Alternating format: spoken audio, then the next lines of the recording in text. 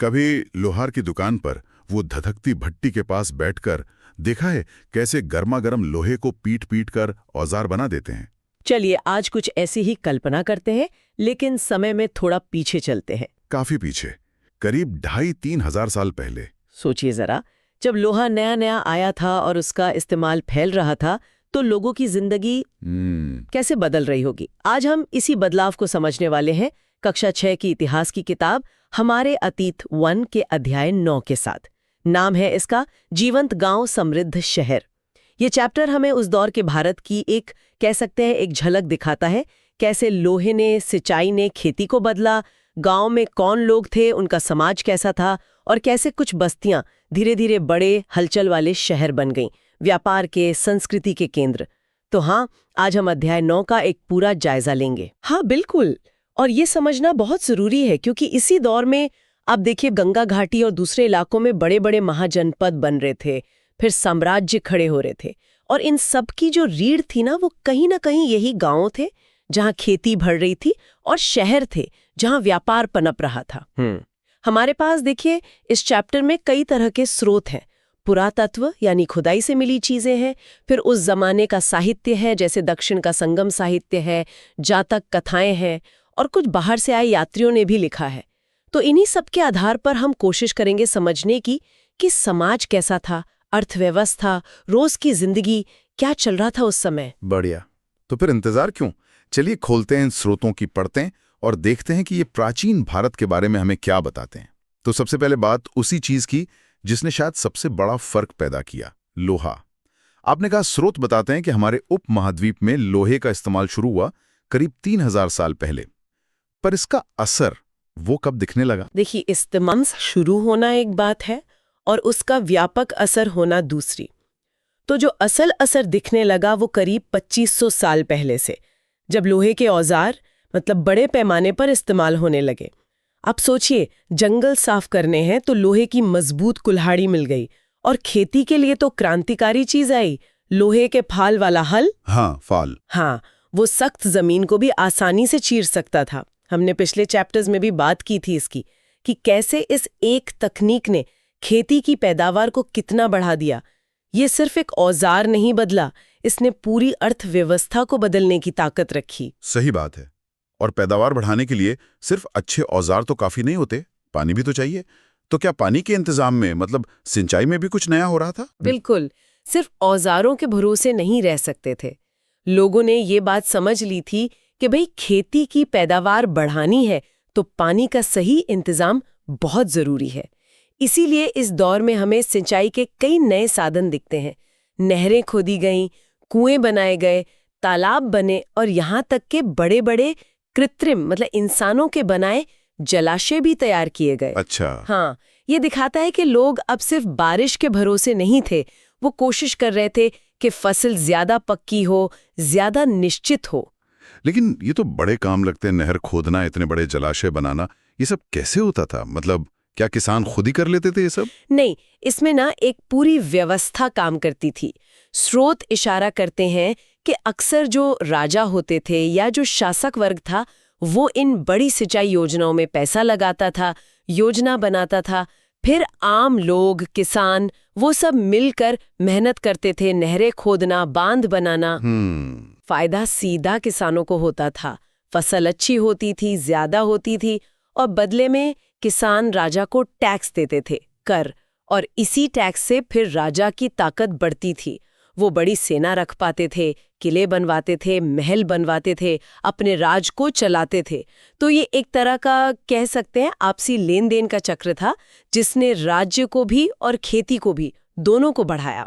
ये तो हुई खेती और तकनीक की बात। अब जरा गांव के अंदर चलते हैं। ये जो गांव थे, इनमें रहता कौन था? क्या सब लोग एक जैसे थे समाज में, या कुछ ऊंच नीच वर्गीकरण जैसा कुछ था? नहीं, समाज बिल्कुल एक जैसा नहीं था। स्रोत हमें बताते हैं कि भारत के अलग अलग हिस्सों में गांवों की जो सामाजिक बनावट थी, उसमें थोड़ा फर्क जरूर था, लेकिन हाँ, वर्गीकरण तो साफ दिखता है। अगर हम दक्षिण भारत की बात करें, खासकर जो तमिल इलाका है, तो वहाँ कम से कम 3 तरह के लोग साफ नजर आते हैं। जो बड़े जमींदार थे, जिनके पास बहुत जमीन थी, उन्हें वेल्लार कहते थे। वेल्लार? हाँ, वेल्लार। फिर जो साधारण किसान थे जो खुद हल चलाते थे, उन्हें उज्वर कहा जाता था। और फिर वो लोग थे जिनके पास अपनी जमीन नहीं थी, जो दूसरों के खेतों पर मजदूरी करते थे। इनमें दास भी होते थे। इन्हें कडेसियर और अदिमई कहा जाता था। अच्छा, कडेसियर और अदिमई। और ये तमिल नाम हमें मिलते कहाँ हैं? इनका जिक्र हमें मिलता है संगम साहित्य में। ये तमिल भाषा का बहुत पुराना साहित्य है। इसकी रचना कवियों ने मदुरै जैसे शहरों में बड़ी बड़ी सभाओं में की थी, जिन्हें संगम कहते थे। ये करीब 2300 साल पुरानी बातें हैं। और ये साहित्य उस समय के दक्षिण भारत के समाज और जीवन की बहुत कीमती जानकारी देता है। ये जो नाम है ना, वेल्लार, उज्वर, ये दिखाते हैं कि जमीन का मालिक होना उस समाज में कितना अहम था। उसी से सामाजिक हैसियत तय होती थी। ये तो हुई दक्षिण की कहानी। उत्तर भारत के गांव ने क्या हाल था? क्या वहां भी ऐसी व्यवस्था थी? उत्तर भारत में स्थिति थोड़ी अलग थी, पर यहाँ भी सामाजिक वर्गीकरण बिल्कुल साफ है। यहाँ गांव का जो मुखिया होता था उसे ग्राम भोजक कहते थे। ग्राम भोजक। हाँ, और ये पद अक्सर वंशानुगत होता था, मतलब बाप के बाद बेटा बनता था। ग्राम भोजक आमतौर पर गांव का सबसे बड़ा जमींदार होता था। उसके पास बहुत जमीन होती थी और वो खुद खेती नहीं करता था, बल्कि दासों और मजदूरों से करवाता था। यानी ये तो गांव में काफी ताकतवर आदमी होता होगा। बहुत ज्यादा। जमीन भी है, ताकत भी है। इसी वजह से राजा लोग भी अक्सर गांव से टैक्स वसूलने का काम उसी को दे देते थे। इतना ही नहीं, वो कई बार जज का काम भी करता था, मतलब गांव के छोटे मोटे झगड़े निपटा दिए। और कभी-कभी तो पुलिस वाला काम भी, मतलब कानून व्यवस्था देखना। तो हाँ, ग्राम भोजक गांव का सबसे असरदार व्यक्ति था। ग्राम भोजक के अलावा और कौन लोग थे उत्तर भारत के गांव में? ग्राम भोजक के बाद आते थे दूसरे स्वतंत्र किसान। उन्हें गृहपति कहते थे। इनमें ज्यादातर छोटे किसान होते थे, जिनके पास अपनी जमीन होती थी और वो खुद ही खेती करते थे। फिर एक बड़ा तबका था दास कर्मकार का। ये वो मर्द और औरतें थीं जिनके पास अपनी जमीन नहीं थी। इन्हें अपनी रोजी रोटी के लिए दूसरों की जमीनों पर मजदूरी करनी पड़ती थी। और इन किसानों मजदूरों के साथ साथ यकीनन गांवों में लोहार, कुम्हार, बढ़ई, बुनकर जैसे कारीगर भी तो रहते होंगे, जो खेती के औजार, बर्तन, कपड़े ये सब बनाते होंगे। बिल्कुल बिल्कुल। गांव कोशिश करते थे कि अपनी जरूरतें खुद पूरी कर लें। तो ये सभी शिल्पकार, कारीगर, ये ग्रामीण अर्थव्यवस्था का एक बहुत जरूरी हिस्सा थे। ये दिखाता है कि गांव सिर्फ खेती पर टिके नहीं थे, उनमें अपना एक छोटा मोटा आर्थिक सिस्टम भी चल रहा था। तो गांवों में जीवन मतलब धीरे धीरे व्यवस्थित हो रहा था, जटिल भी हो रहा था। अच्छा, अब गांव से निकलकर उन बस्तियों की तरफ चलते हैं जो शहरों का रूप ले रही थी। इन पुराने शहरों की जो हलचल थी, उनका जीवन, उसके बारे में हमें पता कैसे चलता है? क्या इनके स्रोत गांव से कुछ अलग हैं? स्रोत कुछ तो वैसे ही हैं और कुछ अलग भी। शहरों के बारे में जानने के लिए जातक कथाएं बहुत काम की हैं। ये असल में लोक कथाएं थीं जो आम लोगों में चलती थीं। बाद में बौद्ध भिक्षुओं ने इन्हें इकट्ठा किया, लिख लिया। इनमें अक्सर शहरों का, व्यापारियों का, कारीगरों का, राजाओं का जिक्र आता है। तो उनसे ना उस समय के शहरी जीवन की बड़ी मजेदार तस्वीर मिलती है। हाँ, जैसे वो कहानी है चतुर निर्धन व्यक्ति वाली। मुझे याद है कैसे एक गरीब लड़का होशियारी से एक मरे हुए चूहे को बेचकर शुरू करता है और फिर धीरे धीरे व्यापार करता जाता है और शहर का बड़ा अमीर सेठ बन जाता है। उस कहानी में माली भी है, कुम्हार भी है, घास बेचने वाला बड़ा व्यापारी, होटल वाला भी। ये तो वाकई शहर की इकोनॉमी का अच्छा नक्शा खींचती है। बिल्कुल, ये कहानियां यही बताती हैं कि शहर जो थे वो अवसरों की जगह थे, जहां होशियारी और मेहनत से कोई भी आगे बढ़ सकता था। इसके अलावा जैसा हमने पहले कहा, यात्रियों और नाविकों ने जो लिखा है उससे भी जानकारी मिलती है। फिर मूर्तिकला, वो भी एक जरिया है।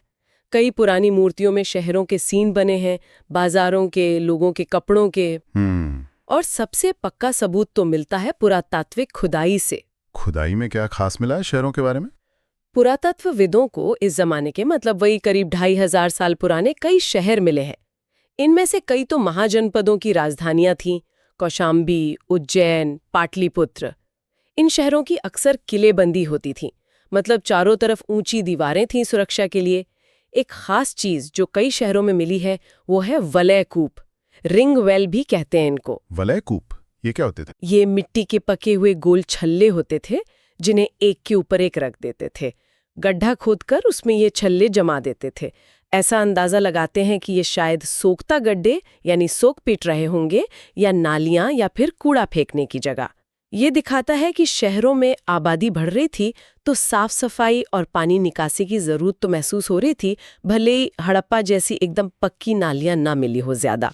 हाँ, ये बात गौर करने वाली है कि हड़प्पा शहरों की तरह यहाँ पक्की ईंटों की नालियां कम मिली हैं, और महलों, बाजारों या आम घरों के भी ज्यादातर खंडर क्यों नहीं मिलते?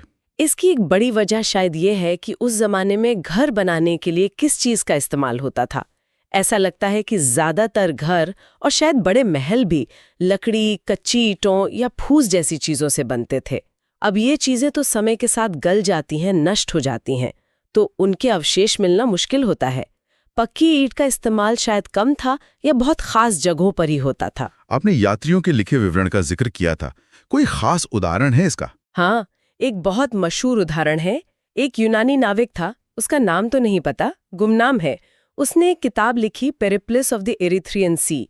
उसमें उसने भारत के पश्चिमी तट पर एक बंदरगाह भरूच, उसका जिक्र किया है। यूनानी लोग उसे बेरीगाजा कहते थे।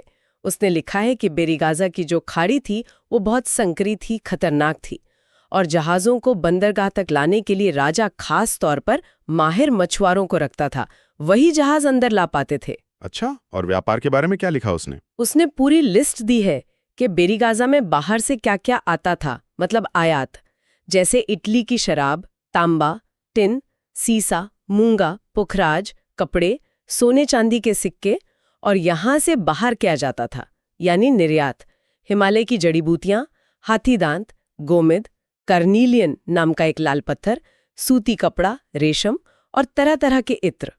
उसने ये भी लिखा कि व्यापारी लोग राजा के लिए खास तोहफे भी लाते थे, चांदी के बर्तन, गाने वाले लड़के, खूबसूरत औरतें, बढ़िया शराब, अच्छे कपड़े। ये पढ़कर उस समय के इंटरनेशनल ट्रेड की एकदम जीती जागती तस्वीर सामने आ जाती है।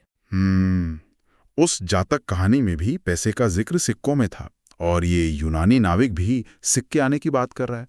तो क्या इस जमाने में सिक्के आम हो गए थे, लेन देन सिक्कों में होने लगा था? हाँ, ये एक और बड़ा बदलाव था। देखिए, चीज़ों की अदला बदली यानी बार्टर सिस्टम तो अभी भी चलता रहा होगा, लेकिन जैसे जैसे व्यापार बढ़ा, सिक्कों का चलन शुरू हो गया। पुरातत्वविदों को इस समय के हजारों सिक्के मिले हैं। इनमें सबसे पुराने हैं आहत सिक्के, पंचमार्क कॉइन भी कहते हैं। ये करीब 500 साल तक चले। आहत सिक्के ये कैसे होते थे? बड़े अनोखे थे। आमतौर पर चांदी की पतली चादर को काट लेते थे, चौकोर या गोल, या फिर धातु के चपटे गोल टुकड़े होते थे। इन पर कुछ लिखा नहीं होता था, बस अलग अलग निशान, जैसे पेड़, मछली, हाथी, आधा चांद, इनको ठप्पा मारकर यानी पंच करके बना देते थे। इसीलिए इन्हें आहत सिक्के कहते हैं। इनका मिलना दिखाता है कि अर्थव्यवस्था अब ज्यादा संगठित हो रही थी, व्यापार में लेन देन आसान हो रहा था। कुछ शहर तो शायद अपनी खासियतों की वजह से और भी ज्यादा अहम हो गए होंगे। बिल्कुल, मथुरा इसका सबसे अच्छा उदाहरण है। ये शहर तो 2500 सालों से भी ज्यादा समय से एक बड़ा सेंटर रहा है। क्यों? पहली वजह तो इसकी लोकेशन। ये उत्तर भारत में व्यापार और आने जाने के दो मेन रास्तों के बिल्कुल चौराहे पर था। एक रास्ता जाता था उत्तर पश्चिम से पूरब की तरफ, और दूसरा उत्तर से दक्षिण भारत की तरफ। अच्छा। इस स्ट्रेटेजिक लोकेशन की वजह से ये व्यापार का बहुत बड़ा अड्डा बन गया। और व्यापार के अलावा और क्या खास था मथुरा में? व्यापार तो था ही, मथुरा एक मजबूत किलेबंद शहर था। यहाँ बहुत सारे मंदिर थे। आसपास के जो किसान, चरवाहे थे, वो शहर के लोगों के लिए अनाज, दूध, घी वगैरह लाते थे। फिर मथुरा कला, खासकर मूर्ति कला का एक बहुत बड़ा केंद्र बन गया। यहाँ बुद्ध की, जैन तीर्थंकरों की और हिंदू देवी देवताओं की भी बहुत खूबसूरत मूर्तियां बनी। और करीब 2000 साल पहले ये जो शक्तिशाली कुषाण राजा थे, उनकी दूसरी राजधानी भी बना। अच्छा। हाँ, और ये एक बड़ा धार्मिक केंद्र भी था। यहाँ बौद्ध मठ थे, जैन मंदिर थे, और ये कृष्ण भक्ति का भी एक खास केंद्र माना जाता है। अरे वाह, मतलब मथुरा तो एक तरह से मल्टीपर्पज शहर था। व्यापार भी, राजनीति भी, धर्म भी, कला भी, सब कुछ। बिल्कुल सही कहा आपने। और ये सब हमें पता कैसे चलता है? मथुरा से बहुत सारे शिलालेख मिले हैं, मतलब पत्थरों पर खुदे हुए लेख।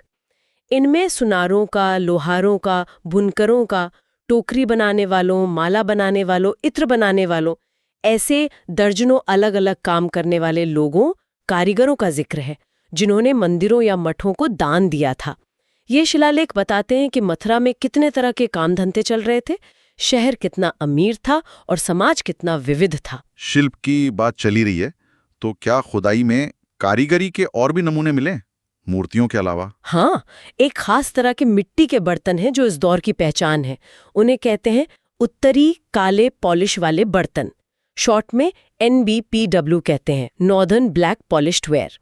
ये बहुत ही बढ़िया क्वालिटी के बर्तन होते थे, एकदम सख्त, चाक पर बड़ी सफाई से बने हुए, और इनकी जो बाहरी सतह होती थी वो धातु की तरह चमकदार, एकदम काले रंग की होती थी। अच्छा, ये चमक कैसे आती थी? इनको बनाने की तकनीक काफी अच्छी थी। कुम्हार बर्तनों को बहुत तेज आग में पकाते थे जिससे वो काले हो जाते थे। फिर उन पर एक खास तरह की पॉलिश या लेप चढ़ाते थे जिससे उनमें शीशे जैसी चमक आ जाती थी। ये बर्तन ज्यादातर उपमहाद्वीप के उत्तरी हिस्सों में मिले हैं और शायद काफी कीमती माने जाते थे, मतलब रोजमर्रा के इस्तेमाल की चीज नहीं थे। मतलब वो जमाने के लग्जरी आइटम रहे होंगे। और कपड़ों के बारे में क्या पता चलता है? जो पुरानी किताबें हैं, ग्रंथ हैं, उनसे पता चलता है कि कपड़ा उद्योग भी बहुत अच्छा चल रहा था। उत्तर भारत में वाराणसी यानी बनारस और दक्षिण भारत में मदुराई ये कपड़ा बनाने के बड़े मशहूर केंद्र थे। और खास बात यह है कि इन जगहों पर आदमी और औरतें दोनों ही कपड़ा बनाने का काम करते थे। इतने सारे कारीगर, इतने सारे व्यापारी, क्या इन्होंने अपने कोई संगठन, कोई ग्रुप वगैरह बनाए थे, जैसे आजकल होते हैं ना, ट्रेड यूनियन या बिजनेस एसोसिएशन? ये बड़ा दिलचस्प सवाल है और इसका जवाब है हाँ। स्रोत बताते हैं कि इस दौर में कारीगरों ने और व्यापारियों ने अपने अपने संगठन बना लिए थे। इन्हें श्रेणी कहा जाता था और ये श्रेणियां काफी ताकतवर और अहम होती थीं। श्रेणियां ये करती क्या थी, इनका काम क्या था? इनके कई काम थे। जैसे मान लीजिए कारीगरों की श्रेणी है तो वो अपने सदस्यों को ट्रेनिंग देती थी, उनके लिए कच्चा माल खरीदती थी और फिर जो वो माल बनाते थे उसे बेचने का इंतजाम करती थी। इसी तरह व्यापारियों की श्रेणियां व्यापार के नियम बनाती थी, यात्राओं का इंतजाम करती थी, व्यापार को ठीक से चलाने में मदद करती थी। लेकिन सबसे मजेदार बात यह है कि ये श्रेणियां बैंकों की तरह भी काम करती थी। बैंकों की तरह? मतलब लोग पैसा जमा कर सकते थे इनमें? बिल्कुल। जो अमीर लोग थे वो अपना पैसा इन श्रेणियों में जमा कर सकते थे। श्रेणी उस पैसे को आगे व्यापार में या दूसरे कामों में लगाती थी, मतलब इन्वेस्ट करती थी। उससे जो फायदा होता था उसका एक हिस्सा ब्याज के तौर पर पैसा जमा करने वाले को मिलता था, या फिर अक्सर ऐसा होता था कि उस मुनाफे को धार्मिक कामों में खर्च किया जाता था, जैसे कोई मंदिर बनवाना है, मठ बनवाना है या दान देना है। ये दिखाता है कि उस समय की अर्थव्यवस्था कितनी आगे बढ़ चुकी थी, कितने व्यवस्थित हो चुके थे लोग कि ऐसे फाइनेंशियल इंस्टीट्यूशंस भी काम कर रहे थे। ये तो वाकई कमाल की बात है। अच्छा, पिछली बार हमने कौटिल्य के अर्थशास्त्र की बात की थी। उसमें कताई बुनाई की जो सरकारी वर्कशॉप थी, उनके बारे में कुछ नियम दिए गए हैं, वो भी बड़े सख्त लगते हैं। हाँ, अर्थशास्त्र हमें राज्य कैसे काम करवाता था उसकी एक झलक देता है। उसमें बताया गया है कि कैसे खास सरकारी अफसर होता था अध्यक्ष, उसकी देखरेख में ऊन, कपास, जूट वगैरह की कताई और बुनाई का काम होता था। उसमें यह भी लिखा है कि कौन सी औरतें इन कामों में लगाई जा सकती थीं, जैसे विधवाएं या वो औरतें जो अपना कर्जा नहीं चुका पा रही हैं, विकलांग औरतें, बूढ़ी हो चुकी देवदासियां या वेश्याएं, रिटायर्ड राजसेविकाएं या ऐसी औरतें जिन पर कोई जुर्माना लगा हो। और काम करने के नियम कैसे थे? नियम काफी कड़े थे। औरतों को उनके काम की क्वालिटी और कितना काम किया है उस हिसाब से पेमेंट मिलती थी। जो औरतें घर से बाहर नहीं निकल सकती थीं, वो अपनी नौकरानियों को भेजकर कच्चा माल मंगवा सकती थीं और तैयार माल भिजवा सकती थीं। लेकिन जो औरतें वर्कशॉप आ सकती थीं, उन्हें सुबह रोशनी होते ही आना पड़ता था, अपना काम दिखाना पड़ता था, तब उन्हें मजदूरी मिलती थी।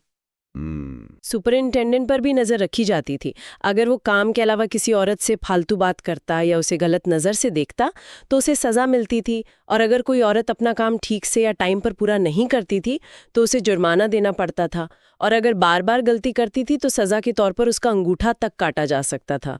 ये नियम हमें बताते हैं कि उस समय लेबर लॉज कैसे थे और सामाजिक कंट्रोल कितना सख्त था। बाप रे, अंगूठा काटने तक की सजा! ये तो बहुत ही सख्त नियम थे। चलिए अब इस चर्चा के आखिरी हिस्से की तरफ बढ़ते हैं। थोड़ा दक्षिण की ओर चलते हैं, समुद्र के किनारे। पुदुचेरी के पास अरिकामेडु नाम की एक जगह का जिक्र है चैप्टर में। वो क्यों खास थी? अरिकामेडु एक बहुत ही महत्वपूर्ण पुरातात्विक जगह है। आज से लगभग 2200 से 1900 साल पहले ये भारत के पूर्वी तट पर एक बहुत व्यस्त बंदरगाह और एक बड़ी बस्ती थी। यहाँ दूर दूर के देशों से, खासकर रोमन साम्राज्य से जहाज आते थे और अपना माल उतारते थे। खुदाई में यहाँ ईंटों का बने एक बहुत बड़ा स्ट्रक्चर मिला है। शायद ये कोई गोदाम या वेयरहाउस रहा होगा जहाँ बाहर से आया माल रखा जाता था। रोमन साम्राज्य से व्यापार के क्या सबूत मिले हैं वहाँ? बहुत ही साफ सबूत मिले हैं। यहाँ भूमध्य सागर के इलाके के खास बर्तन मिले हैं, जैसे एम्फोरा।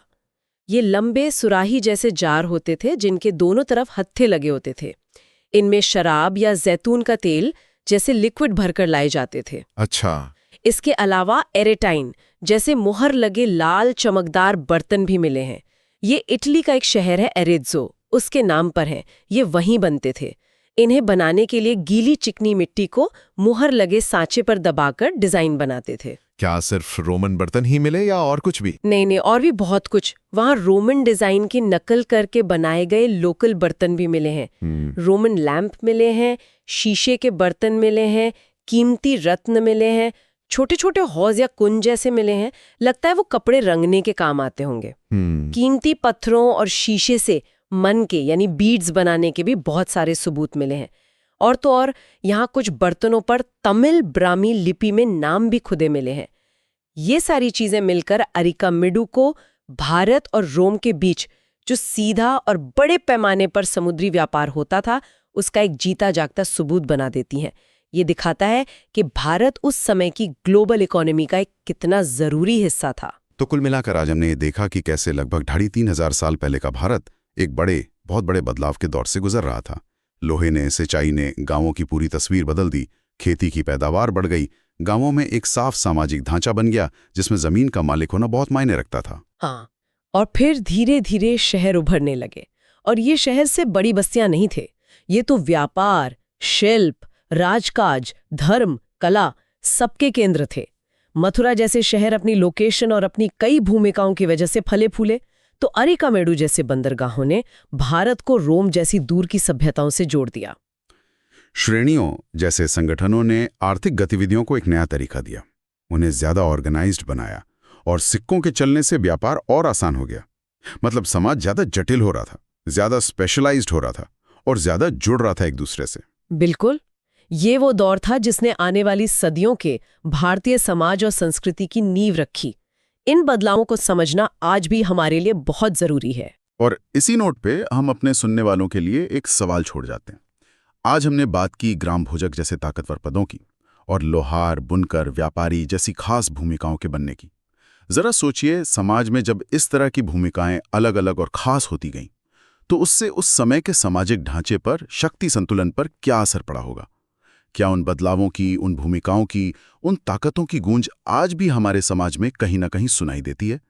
इस पर विचार जरूर कीजिएगा।